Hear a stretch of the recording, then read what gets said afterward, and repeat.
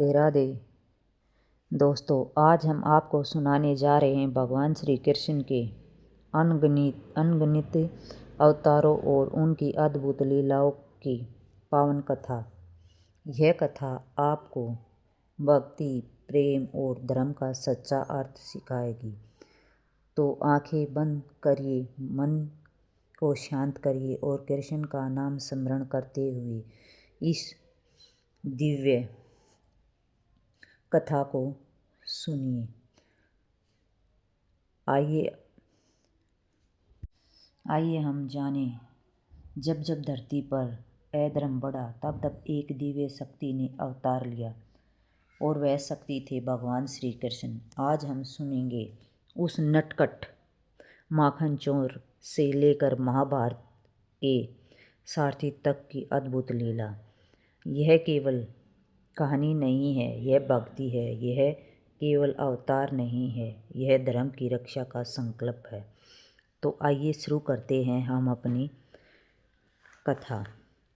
सृष्टि के प्रारंभ से भगवान ने तीनों लोकों के निर्माण की इच्छा व्यक्त की है। भगवान ने मैत्व आदि से निष्पन्न पुरुष रूप ग्रहण किया है। उनकी 10 इंद्रियां, एक मन, पंचभूत कलाएं थी। भगवान ने जल में शयन करते हुए योग निद्रा का विस्तार तथा नाभि सरोवर से एक कमल प्रकट किया। कमल से ब्रह्मा जी प्रकट हुए। भगवान ने विराट रूप के अनेकों में सभी लोकों का कल्पना की। भगवान का यही रूप नारायण रूप कहलाया। इसी रूप में पशु पक्षी तथा मानव इत्यादि योनियों की सृष्टि हुई। भगवान के पहले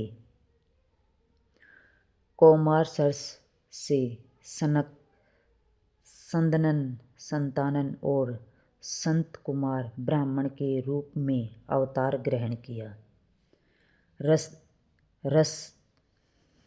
रसातल में गई हुई पृथ्वी को निकालते हेतु भगवान ने सूकर का रूप धारण किया। हिरण्याकश भगवान से लड़ने आए, उससे खूब युद्ध हुआ। भगवान ने हिरण्याक्ष को मारकर पृथ्वी को ऊपर लाकर जल पर निश्चित स्थान स्थापित किया।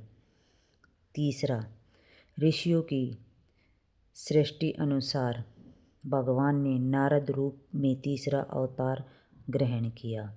चौथा, धर्मपत्नी मूर्ति के गर्भ से भगवान ने स्वयं नर नारायण के रूप में चौथा अवतार ग्रहण किया।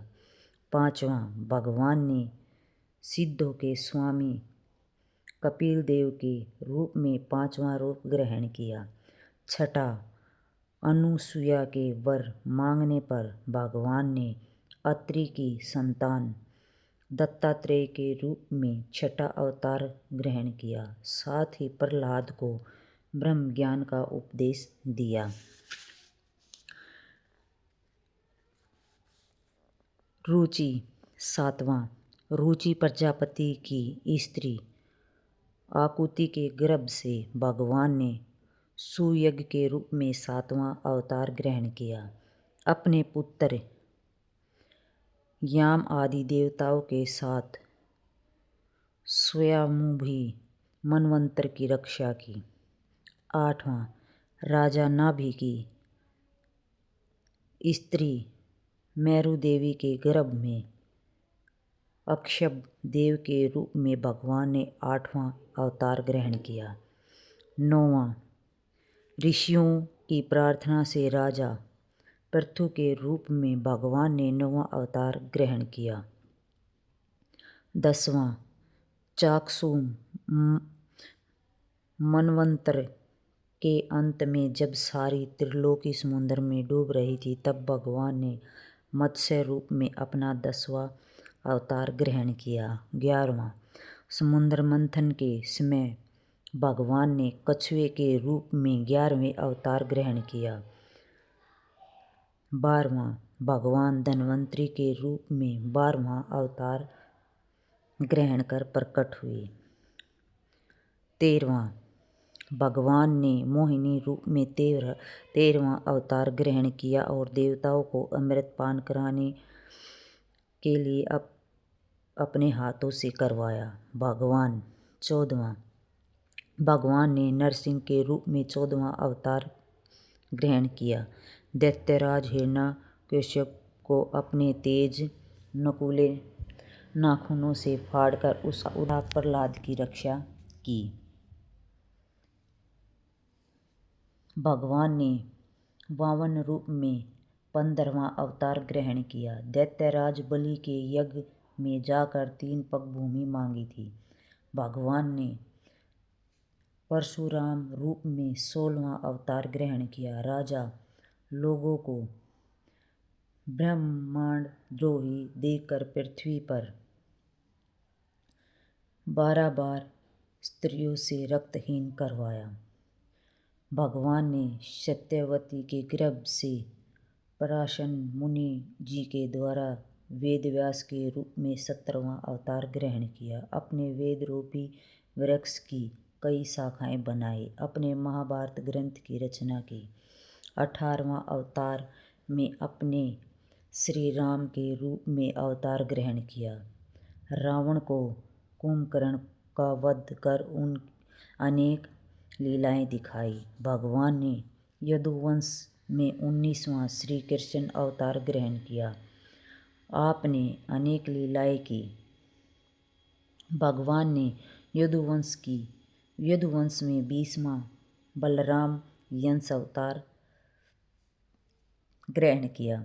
कलयुगी आ जाने के बाद मगध देश बिहारी में अजय के पुत्र के रूप में अवतार ग्रहण किया। कलयुग के अंत में संसार की रक्षा भगवान विष्णु के अवतार यश नाम के ब्राह्मण के घर कलिक के रूप में होगा। तो ये थे हमारे भगवान श्री कृष्ण के रूप। तो अब हमारी कहानी कथा हुई समाप्त।